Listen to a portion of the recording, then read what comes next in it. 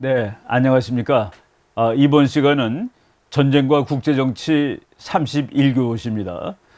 제가 그 원래 계획은 30교시 정도로 이제 종강을 하겠다고 생각을 했는데, 뭐 시간이 조금 이렇게 밀려가지고 오늘 31교시를 이제 강의를 하는데, 이제 종강 강의입니다.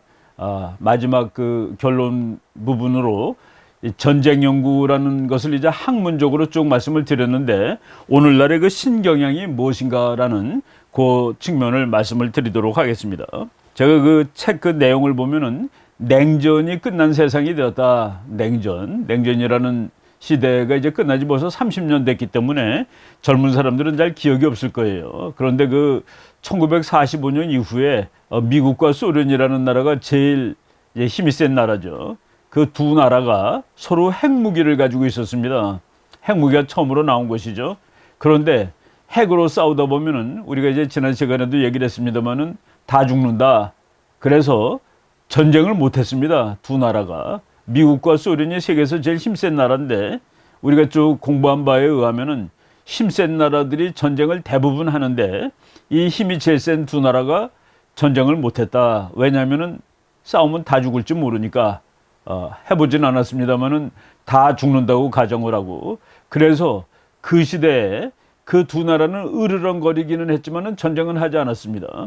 이것을 글자간들이 좋은 사람들이 월터 리프먼 같은 기자가 이것이 냉전이다, 차가운 전쟁이다라고 이제 묘사를 했죠. 그러니까 그 냉전이라는 말은 사실은 그 단어가 틀립니다.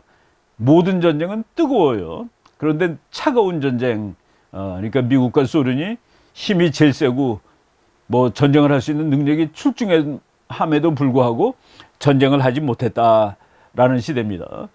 그런데 냉전이 끝났다고 많은 사람들이 좋아했습니다. 이제는 우리가 이제 괜찮은 세월이 올 거야. 미국과 소련이 서로 핵전쟁을 할 그런 위험도 없어지고.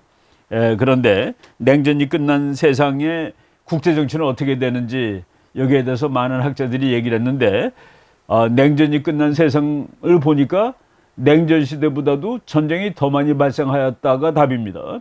이제 우리는 30년 지났기 때문에 냉전 끝나고 이제 알아요. 냉전 시대 때보다 오히려 전쟁이 더 많이 났다는 사실을 알았습니다. 그 이유는 뭐냐면은 냉전 시대 때는 이 세계가 두 개로 쪼개져 있는 거나 마찬가지였습니다. 한 편은 다 소련 편이고 한 편은 전부 미국 편이에요. 그래서 그 두 나라들이 이제 직접 못 싸우고, 그래서 싸움을 그냥 나쁜 말로 하면 쪼무레기들이 싸웁니다. 작은 나라들이 싸우는 거예요. 월남에서 싸우고 한국에서 싸우고, 뭐 큰 전쟁은 없는데 작은 전쟁들이 있었습니다. 그런데 그 작은 전쟁의 배후에 보니까 한쪽에는 공산주의, 한쪽에는 자본주의니까 자본주의 배후에는 미국이 있었고 공산주의 배후에는 소련이 있었던 겁니다. 그런데 둘이 도와줘서 싸우는데 이 둘이 어느 경우라도 이 전쟁이 더 이상 커지면 안 된다라는 데 전부 다 이익이, 견해가 일치했던 겁니다. 거기 이익이 있었던 거예요. 그래서 냉전 시대의 어떤 전쟁도 전부 다 제한 전쟁이었습니다. 제한 전쟁. 그러니까 리미티드 워라고 그러죠. 리미티드 워라는 것은 싸움의 범위도 제한되고 싸움의 목적도 제한이 되고 그리고 싸우는 무기에도 제한이 있었던 겁니다. 냉전 시대의 모든 전쟁은 제한 전쟁이라고 말할 수 있는 거가, 어느 전쟁에서도 핵폭탄을 안 썼으니까, 있는 무기를 안 썼으니까. 그래서 이 제한 전쟁의 시대인데, 그리고 두 나라가 꽉 누르고 있었기 때문에 전쟁의 빈도가 적었습니다, 오히려. 그런데 이제 두 나라가 소련과 미국이 이제 풀었어요. 그 장악하는 걸 풀었습니다. 그러다 보니까 냉전 끝난 다음에 전쟁이 더 많이 났다. 많은 그 학자들이 이제 평화의 시대가 올 거다라고 생각했는데 그렇지 않았습니다. 그런데 제일 그래도 냉전이 끝난 세상이 어떤 세상일까를 가장 먼저 가장 정확하게 예측한 학자가 역시 또 존 미어쉐이머라는 참 대가죠, 저 사람은.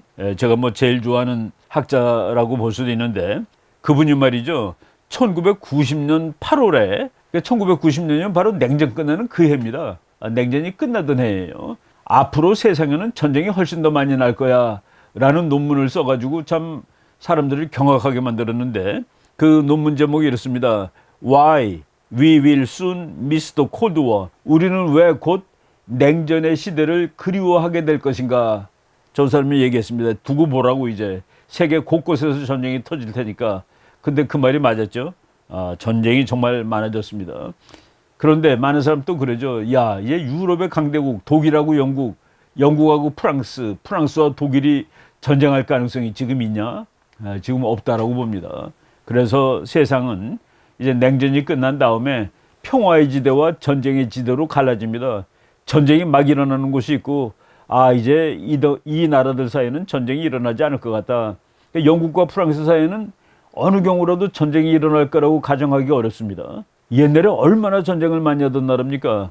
그런데 지금 21세기에 그들이 전쟁할 것 같아 보이진 않아요. 그런데 다른 곳에서는 오히려 전쟁이 더 많이 일어나고 있다. 그래서 전쟁의 지대, 평화의 지대, 존 오브 피스, 존 오브 컨플릭트라는 식으로 이렇게 세상이 이제 갈라졌는데, 그런 얘기들을 아주 참 정확하게 예측한 미어 셰이모 교수의 논문이 나와 있었습니다. 미래에 대해서 대단히 불길한 예측이긴 했지만은 정확한 현실주의적인 예측이었고, 지금 30년 지난 후에 보니까 미어 셰이모 교수 예측이 맞았다라고 얘기할 수 있는 겁니다. 냉전이 끝날 무렵에 1989년에 47개의 전쟁이 진행 중에 있었습니다. 그리고 냉전이 끝난 해 1990년에 54개의 전쟁이 진행되고 있었고, 91년은 65개, 92년에는 66개. 여기서 전쟁이 66개라고 하면은 여러분들 이제 다 아실 겁니다. 우리가 맨 처음에 얘기했죠. 학자들이 전쟁을 계산할 때 어떤 거를 전쟁이라고 정의를 내리느냐. 배틀데스가 1000명, 전투에서 1000명이 죽은 것을 전쟁 하나로 치는 겁니다. 그렇게 했을 때 66개가 났다라고 보는데, 냉전 시대 때 저렇게 전쟁이 많이 난 해가 없었어요. 냉전 끝난 다음에 미국과 소련이 탁 풀어주니까 그냥 꽉 눌려져 있던 그 불만들이 막 다 터져가지고 이 전쟁이 많이 났다. 그리고 이 전쟁에 참전한 나라가 냉전 끝난 직후에 1990년서부터 1995년 사이에 70나라가 전쟁에 참전하였다. 이 전쟁에서 죽은 사람 숫자만도 550만 명이 되었다. 그리고 그 전쟁들은 대부분 내란이었다. 내란이라는 것은 싸우는 나라가 아직까지 나라가 되지 못했기 때문에 내란인 겁니다. 그리고 그 싸움의 많은 목표가 나라를 만드는 거예요. 나라를 하나 만들려고 그러는데 그거를 덮고 있던 큰 나라는 그 조그만 게 나라가 되는 것을 막는 것이죠. 그래서 그 나라가 되기 전에는 시빌워, 내란이 되는 겁니다. 예. 그리고 20세기 초반에 야기된 전쟁, 그러니까 1차 대전, 2차 대전, 그 무렵의 전쟁에서는 전쟁에서 죽은 사람이 85 내지 90%가 군인이었던 데 반해 냉전이 끝난 동안 10년 동안 전쟁을 보니까 사망자의 75%가 민간인이더라. 그래서 전쟁이 스타일이 이렇게 달라졌다라는 말을 먼저 말씀을 드리겠습니다. 그리고 냉전이 끝난 다음에 이제 미국 혼자 1등이죠. 소련이 망했으니까. 그래서 미국은 야, 내가 이제 1등이 됐으니까 내가 원하는 세상을 한번 만들어 봐야 되겠어. 우리가 그 공부를 하면서 이제 1등이 할 수 있는 거가 여러 개가 있다고 그랬죠. 그냥 현상위주로 할 수도 있고 세상을 바꿔놓을 수도 있고 포기하고 나는 내 것만 챙길 거야 라고 할 수도 있는데, 냉전이 끝난 다음에 미국의 그 소위 말해서 글로벌리스트 대통령들, 뭐 부시도 그렇고 오바마도 그렇고 클린턴도 그렇고 뭐 다 비슷합니다. 이런 사람들이 지난 24년 동안 세상을 바꿔놓겠다라고 하고 전쟁에 빠져들어갔죠. 지난번 대통령 트럼프가 왜 세상 문제에 개입해? 그 세상 문제에 덜 빠져들어간 대통령이라고 말할 수 있는데, 거기에 관한 책, 뭐 제가 그 번역했던 책도 여러 번 소개를 했습니다. 이런 것들을 보시면은 이제 냉전이 끝난 시대, 오늘날 초현대 전쟁에 대해서 알 수 있을 것 같아요. 뭐 한국 김충남 교수, 그 육군사관학교 나오신 아주 유명한 학자분이신데, 그분이 최종호 교수분하고 같이 미국의 21세기 전쟁 해가지고 뭐 또 이제 냉전이 끝난 다음에 쓴 책도 있는데, 저것도 뭐 이 현대의 전쟁을 이해하기 위해서 읽어볼 가치가 있습니다. 역설적으로 냉전 시대는 지구 역사상 가장 평화로운 시대 중 하나였다. 그러니까 미국과 소련이 세계를 장악하고 있다 보니까 그러니까 컨트롤하는 거예요. 그래서 뭐 전쟁이 하나도 안 일어나는 것은 아니지만은 큰 전쟁이 일어날 때 미국과 소련이 자기네들이 직접 싸우는 것을 회피하다 보니까 평화로운 시대였다. 그래서 우리나라 사람들은 여기에 대해서는 거꾸로 된 감정을 가지고 있습니다. 왜냐하면은 냉전 시대 때 평화로운 시대인데 사실은. 그런데 그 몇 안 되는 전쟁이 우리나라에서 일어났거든요. 한국 전쟁 아주 치열한 냉전 중에서는 가장 치열한 전쟁입니다. 그러다 보니까 한국 국민들이 냉전에 대해서 아주 이렇게 기억이 안 좋습니다. 그런데 전체적으로 봤을 때는 냉전이 평화로운 시대였다. 이것도 우리가 여러 번 소개한 책이지만은 그래서 그 냉전 시대의 역사에 대해서는 세계 1인자라고 말할 수 있는 지금 예일 대학 교수죠. 루이스 게디스 교수가 책을 한 권 썼는데 그 책 제목이 The Long Peace, 오랜 동안 평화가 유지되었다라는 책 여러분 보실 겁니다. The Long Peace, Inquiries into the History of the Cold War, 냉전 시대 역사에 관한 탐구 이런 제목인데 냉전 시대 때는 큰 전쟁이 안 났습니다. 강대국들이 전쟁 안 했어요. 냉전 시대 때 영국, 독일, 프랑스 전쟁 안 했죠. 일본도 전쟁 안 하고. 그래서 우리가 그 생각을 그렇게 하는 방법을 저 책을 보면 배울 수가 있습니다. 냉전 시대 때는 놀랍게도 약소국들의 전성시대입니다. 뭐냐면은 약소국 뒤에는 강대국이 하나씩 있는 거예요. 월맹이라는 나라가 약소국인데 미국하고 전쟁을 하는데 그래도 막 덤빌 수가 있었던 거가 뒤에 소련이 있었거든요. 마찬가지입니다. 북한도 그동안에 미국한테 막 맞짱을 떴는데 왜냐? 뒤에 소련이 있으니까 지금은 이제 중국 믿고 맞짱을 뜨는 겁니다. 그런데 전 세계적으로 봤을 때 이제 작은 나라들은 뒤에 서줄 나라가 그동안 없었습니다. 그러다 최근에 와서 이제 중국이 뒤에 이제 서주는 나라가 일부 생겼죠. 그래서 냉전 시대 때는 약소국들이 강대국을 쩔쩔매게도 했다. 그래서 냉전 시대 때는 사실은 반칙의 시대입니다. 강대국과 약소국이 싸우면은 강대국이 당연히 이기는 것이죠. 그런데 냉전 시대 때는 미국이라는 초강대국이 이기지 못한 전쟁이 있었습니다. 월남에서 못 이겼죠, 오히려. 그리고 한국에서 못 이겼고. 냉전 시대 때는 그래서 국제정치적으로 상식적인 시대가 아니다라고 말씀을 드릴 수 있는 겁니다. 그리고 얘기했지만 콜드 워, 이거는 미스노머, 이거 잘못된 말입니다. 우어라는 명사를 콜드라는 형용사가 꾸미는 것은 반칙이에요. 우리가 그 차가운 태양은 없죠. 마치 차가운 태양이라고 말하는 거나 똑같은 겁니다. 콜드 워 이런 것은. 그런데 냉전이 끝난 다음에 강대국을 이길 약소국은 없게 되는 거죠. 그러니까 냉전 끝난 다음에 미국이 막 여기저기 전쟁하러 들어가는 겁니다. 이라크 정도 되면은 냉전 시대라면은 미국 같은 나라를 갖고 놀 수도 있었어요. 왜? 뒤에 소련이 못 해주니까. 근데 지금 그렇지 않다라는 얘기를 하는 겁니다. 그리고 우리나라 같은 경우에는 평화의 지대에 속한다라고 말하기는 좀 곤란해요. 냉전이 끝난 다음에 미국과 소련의 국제정치에 대한 간섭이 적어졌을 때 우리는 오히려 힘들 수도 있었다라고 얘기할 수 있는 겁니다. 바로 이런 측면을 생각을 해야 되고, 로버트 케이간 교수가 이제 이것도 제가 소개했던 책인데 정글이 다시 되돌아오고 있다. 미국이란 나라가 냉전 시대 때는 모든 일에 개입을 해가지고 도와줬는데 이제 냉전 끝난다면은 선별적으로 개입하거나 개입을 안 합니다. 미국은 혼자 먹고 살기 편하니까 돈도 많고 기름도 많고 그래서 세계 문제에 개입을 줄여가고 있는데 그게 바로 미국이 국제 정치를 정원처럼 꾸리고 있었는데 이제 그것이 다시 정글 원래의 모습으로 돌아가고 있다. 바로 미국이 원래의 모습, 그러니까 국제 정치를 원래의 모습으로 돌려놓고 있다면은 모든 나라가 각자 도생해야 되는 것이죠.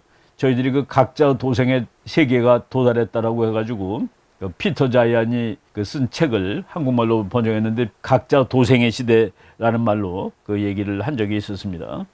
그래서 그 냉전이 끝난 다음에 세상이 우리가 원하는 그런 세상으로 바뀌지 않았습니다. 평화로운 세상으로 바뀌지 않았고 오히려 전쟁이 옛날처럼 핵전쟁은 나지 않겠습니다만은 전쟁의 빈도는 하나도 줄어들지 않은 세상이 되었고 그리고 우리나라 같은 경우 오히려 더 어려운 상황이 되었는지도 모르겠다라고 말씀을 드릴 수가 있습니다.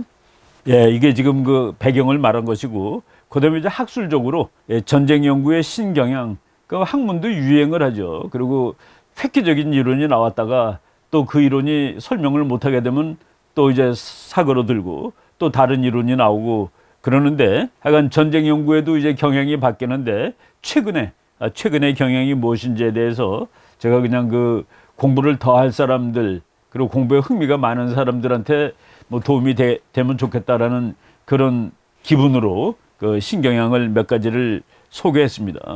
전쟁이 없어지지는 않는 것 같아요.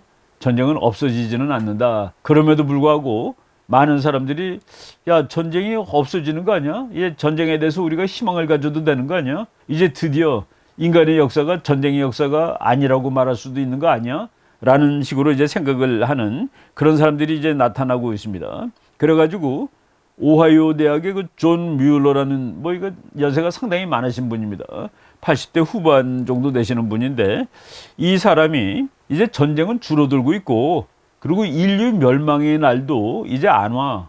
인류 멸망의 날 옛날에는 핵전쟁 나면 다 죽는다고 그래가지고 상당히 그 이제 고민하며 살았는데 그런 날 없어라고 해가지고 정말로 그 낙관적인 이 사람은 오랫동안 낙관론자입니다. 이 사람이 이렇게 얘기했죠. 1700년대 이후 인간들은 점차 폭력의 사용에 반대하는 입장을 가지기 시작했다. 그래서 전쟁이 하나의 그 아이디어인데 그 아이디어는 한때 유행하지만 없어질 수도 있다라는 겁니다. 여러분 그 아이디어 중에 하나가 결투예요. 결투. 남자들은 이제 서로 말이 안 되면 그럼 너 내일 나랑 만나서 결투해.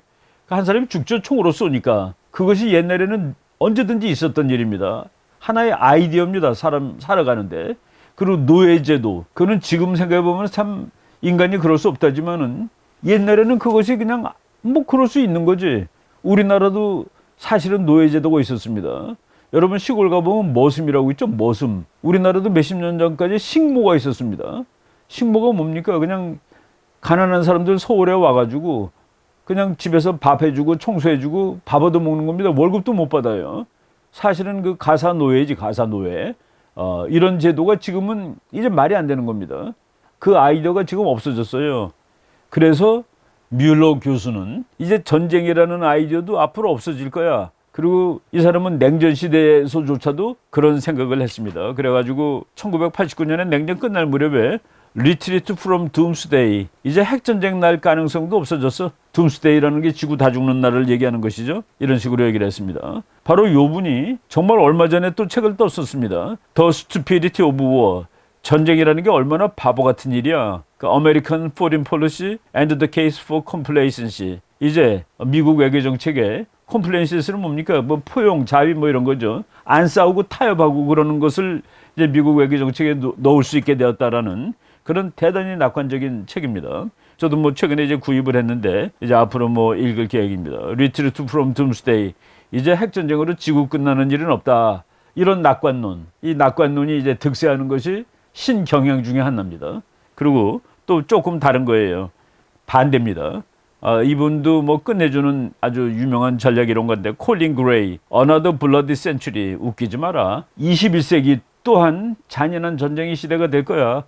이 사람은 뮬러 교수랑 정반대 입장에서 얘기를 한 겁니다. 21세기에도 폭력은 계속될 거야. 이 사람이 그냥 말로만 그렇게 한 게 아니라 그 근거를 밝히는 거죠.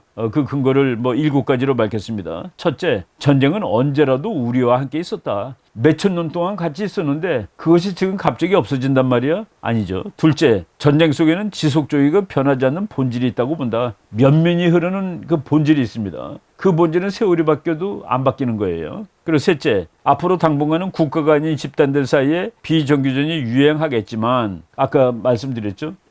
내란이 많은데 그 게릴라도 있고 테러리즘도 있고 국가가 아닌 그런 조직이 전쟁을 하는데 이 사람은 강대국 사이의 전쟁도 가능하다. 미국과 중국 사이에 만약 총을 쏘는 일이 발생하면은 그러면 저 콜린 그레이 교수 예측이 맞는 겁니다. 넷째로 전쟁의 발발과 성격을 규정하는 것은 비록 유일한 것은 아닐지라도 압도적으로 정치적인 맥락에 의존하는 것이다. 클라우제비츠가 얘기했죠. 전쟁은 정치의 연속이라고. 근데 인간이 정치를 하는 한 전쟁이라는 수단은 언제든지 사용될 수 있다라는 그 얘기를 하는 겁니다. 다섯 번째, 전쟁은 사회적이고 문화적인 것일 뿐만 아니라 정치적이고 전략적인 행동이다. 전쟁은 전쟁을 수행하는 공동체의 성격을 반영하는 행동이다.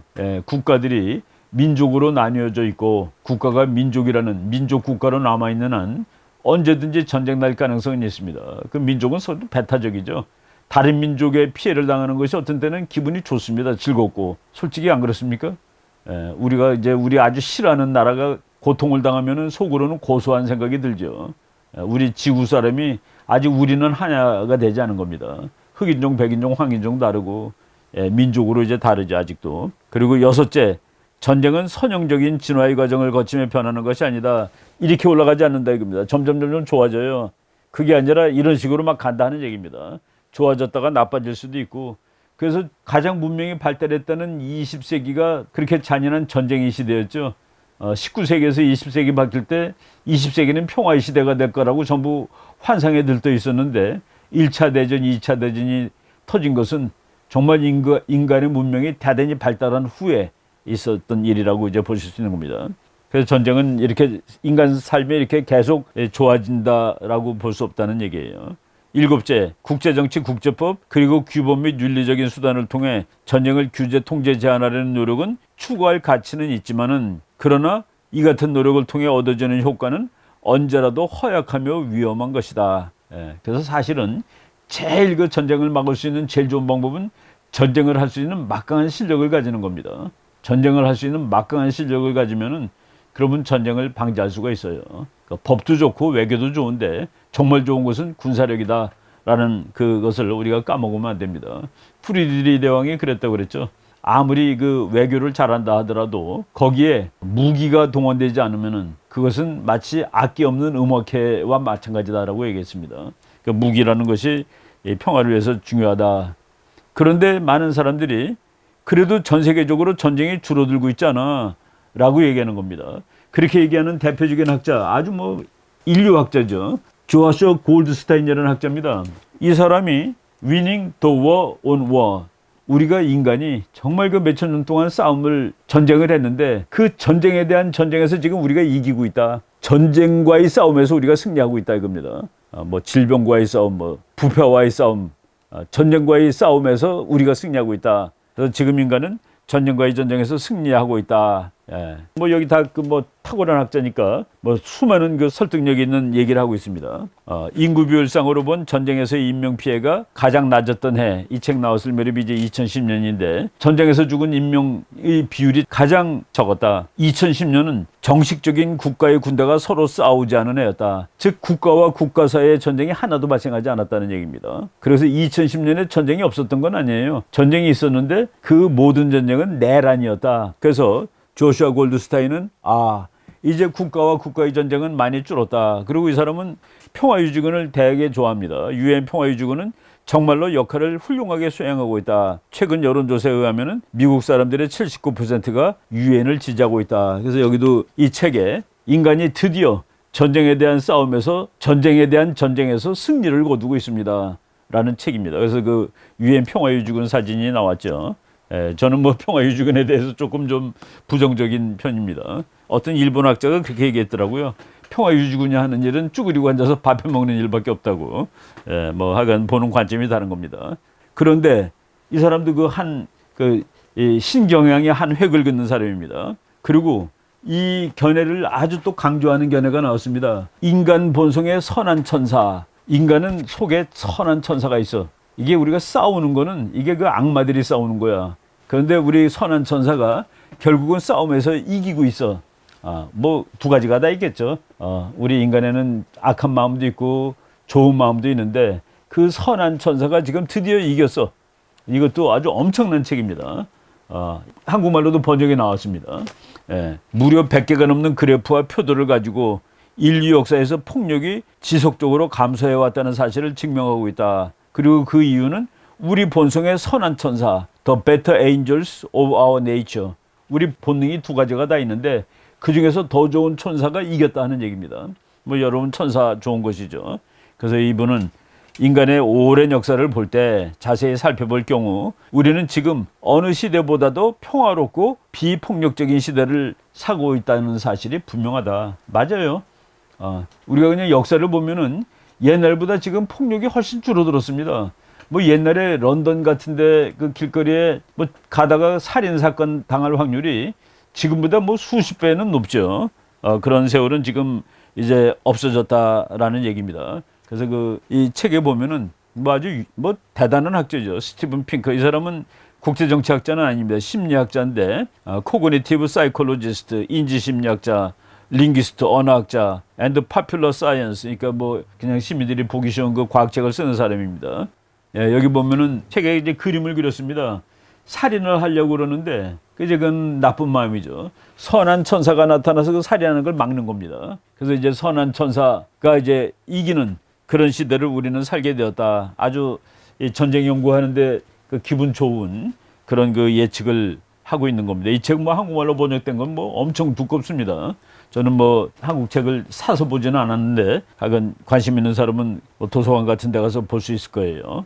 예. 그러니까 한 인간이 다른 인간을 묶어놓고 칼로 찌르려고 하는데 천사가 나타나서 그 인간의 칼을 쥔 손을 잡고 살인하려는 자를 설득하고 있는 모습이다. 이제 선한 천사가 이제 이기는 거예요. 칼은 살인자의 손에서 떨어져 나가고 있다. 선한 천사가 이기고 있다.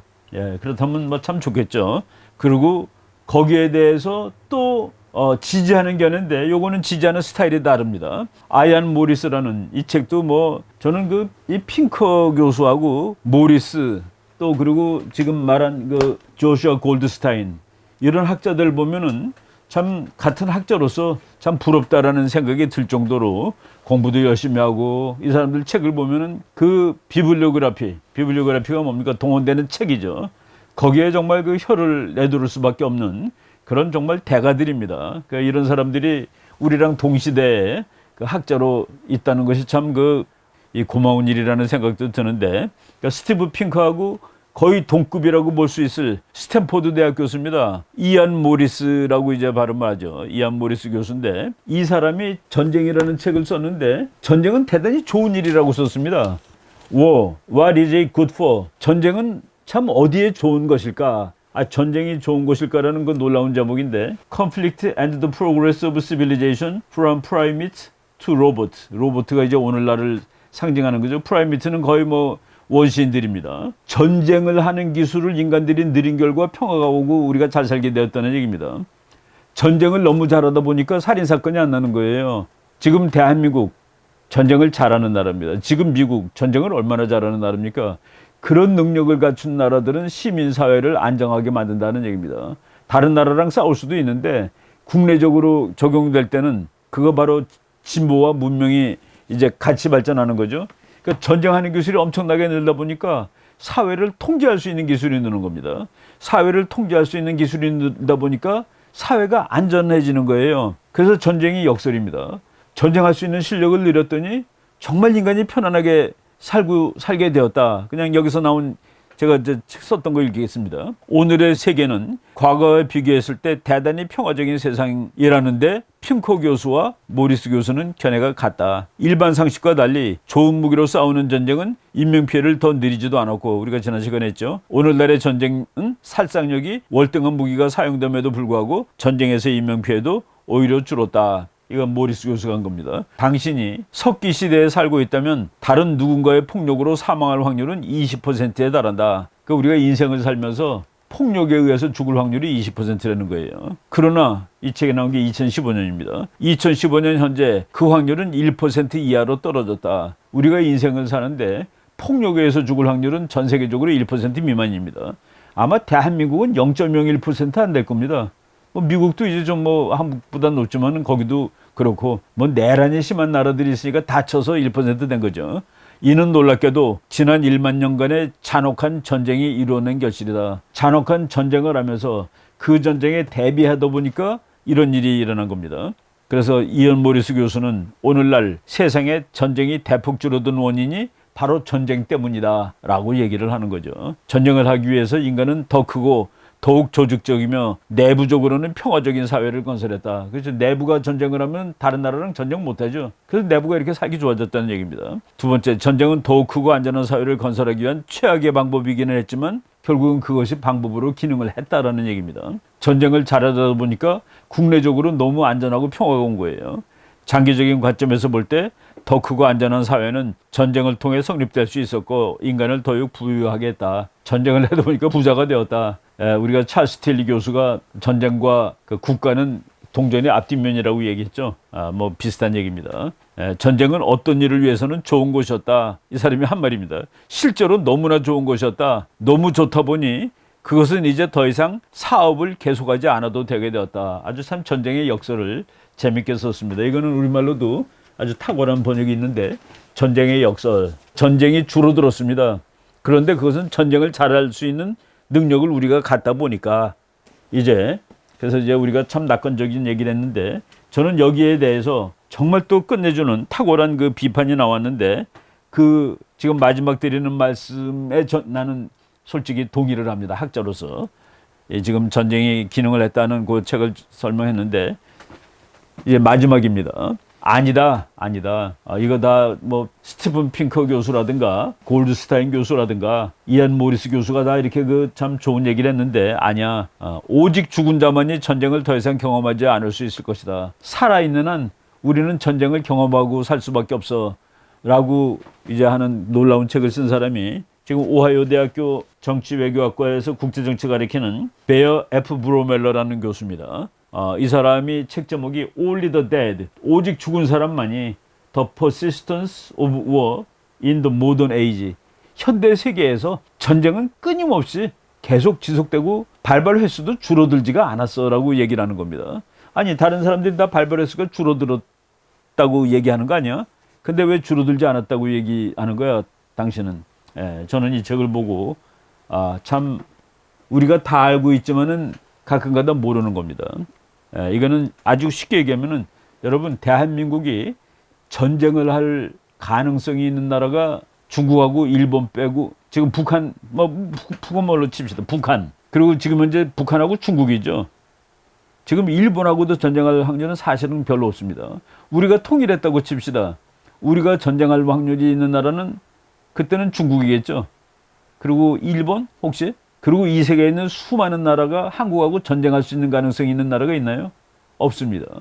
바로 이 브로멜러 교수는 전 세계 전체의 전쟁이 줄어들었다는 걸 얘기하는 건 웃기는 거다. 전쟁을 할 수 있는, 그러니까 한국이 중국과의 전쟁 가능성이 줄어들었냐, 한국이 일본과의 전쟁 가능성이 줄어들었냐, 그걸 봐야지. 전체 세계의 전쟁 가능성이 줄었다는 것은 별로 의미가 없다라고 해가지고 그걸 이제 그 전쟁할 수 있는 요거를 쌍자라고 그러죠. 다이어드라고 그럽니다. 다이어드만 요 다 분석을 해보니까 전쟁의 가능성이 줄어들지 않았고, 그리고 진짜 국제 분규, 이제 전쟁까지 꼭 안 가도 이제 으르렁거리는 거, 뭐 소총을 좀 몇 방 쏘는 거, 이런 거를 군사화된 분쟁이라고 얘기하는데, 그런 걸 봤을 때 보세요. 이게 이제 피규어화 해가지고 이 책에 나오는 그림인데 2000년대 들어서 뭐 줄어든 거 있나요? 1825년부터. 그러니까 한국의 경우 일본, 중국, 북한만 봤을 때 세월이 지나면서 줄어들지 않았다는 그걸 쓴 겁니다. 그래서 이렇게 봐야 맞다. 우리나라가 멕시코랑 전쟁할 거는 원래 0입니다. 원래 0이에요. 바로 원래 0인 거 다 빼고서 계산해 보자. 전쟁할 가능성이 있는 나라와 그 있는 나라끼리 관계를 했을 때 보니까 줄지 않았다. 쌍자별 군사화된 분쟁 횟수, 이것도 뭐 옛날이나 지금이나 별로 줄지 않은 거로 나옵니다. 이 사람이 이제 제일 자기가 주장하는 도달 가능한 국가들이 쌍자당 전쟁 횟수, 도달 가능한 거, 한국이 멕시코랑 어떤 경우도 싸움할 수가 없어요. 못 가니까. 멕시코가 아무리 화가 나도 한국을 때리러 못 옵니다. 그러니까 도달 가능하지 않은 나라들은 다 빼고서, 그러고서 그런 나라들 빼고 전쟁이 일어난 횟수를 쳐보니까 이 도표가 나온 거예요. 도표 3. 그래서 이 사람은 도달 가능한 국가들, 그러니까 즉 물리적으로 전쟁을 할 수 있는 나라들 사이의 전쟁 횟수는 하나도 줄어들지 않았다라고 답을 쓴 겁니다. 그러니까 우리나라 외교정책, 우리나라 안보정책이 멕시코나 칠레를 상대할 필요는 전혀 없죠. 심지어는 필리핀하고 상대할 필요도 없어요. 우리가 왜 필리핀하고 싸울 꿈을 꿉니까? 바로 이제 정말로 싸워야 될 나라만 따로 가지고 비교를 해보자. 그랬더니만은 하나도 줄지 않았다라는 이 놀라운 결론을 내렸는데, 저는 이 브로멜러 교수하고 저는 입장이 제일 가깝습니다. 바로 이렇게 그 공부라는 게 끝이 없죠. 뭐 비슷한 책이지만 The Big Stick, 전부 다 평화가 중요하다고 그러는데 아니야, 큰 몽둥이가 더 중요해라는 책이 나온 겁니다. 뭐 더 중요하다까지는 아니지만은 The Limits of Soft Power and the Necessity of Military Force, 소프트 파워가 필요하고 군사력도 필요한 세상이야 아직도, 이런 책이 뭐 2017년에 나왔습니다. 이거는 결국 전쟁이라는 수단이 그 효용성을 잃지 않았다는 그런 얘기가 되겠죠. 이 제목도 참 놀라워요. Only the Dead. 산타야나라는 사람이 그랬죠. 죽은 자만이 평화를 볼 수 있다라는 참 아주 그 시니컬한 역사인데, 제가 이제 시니컬한 역사에서 제목을 딴 책을 설명하면서 이 전쟁론을 종강을 하게 됐습니다. 전쟁이 줄어들고 있다는 것이 상식처럼 받아들여지고 있지만 브로멜로 교수 같은 사람, 그 사람은 우리가 옛날보다 지금 전쟁 가능성이 줄어들었다고 말하지 못하죠. 왜? 우리나라랑 싸울 수 있는 나라가 그냥 그대로 있으니까. 예, 그래서 그 이런 훌륭한 뭐 다 대단한 책이고 우리의 그 학문적 사고 능력, 우리는 머리를 계속 쓰고 살아야 됩니다. 제가 그 여러분들 뭐 이 방송을 하면서 우리 함께 공부합시다가 제 모토인데 여러분들이 뭐 열심히 이렇게 봐주시고 그래서 그 이 한 과목을 뭐 가볍지 않은 책을 뭐 한 학기 동안 이제 띄는데 성공을 했습니다.